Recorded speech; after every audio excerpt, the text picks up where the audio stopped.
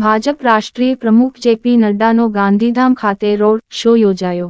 દેશના વડાપ્રધાન નરેન્દ્રભાઈ મોદી ભારતને આગળ લઈ જવા માટે કટિબદ્ધ છે। આ ચૂંટણી વડાપ્રધાનના વિજયી અને વિકસિત ભારત બનાવવાની ચૂંટણી છે તેવું ભારતીય જનતા પાર્ટીના રાષ્ટ્રીય પ્રમુખ જેપી નડ્ડાએ ગાંધીધામ ખાતે રોડ શો બાદ સભાને સંબોધન કરતા જણાવ્યું હતું। તેમણે વક્તવ્ય દરમિયાન વિપક્ષી ગઠબંધન ઉપર પણ પ્રહાર કર્યા હતા। રોડ શોમાં વિવિધ સમાજના ટેબલોથી લઘુ ભારતનો માહોલ સર્જાયો હતો। રોડ શોમાં જનમેદની ઉમટી પડી હતી। ગાંધી માર્કેટથી મુખ્ય બજારમાં રોડ શો કર્યા બાદ ઝંડાચોકમાં ઉપસ્થિત મેદનીને સંબોધતા રાષ્ટ્રીય પ્રમુખ શ્રી નડ્ડાએ ભારતના દરેક પ્રાંતના લોકો અહીં વસવાટ કરે છે તેથી લઘુ ભારતની તસવીર અહીં જોઈ હોવાનું જણાવી સૌને આવકાર્યા હતા।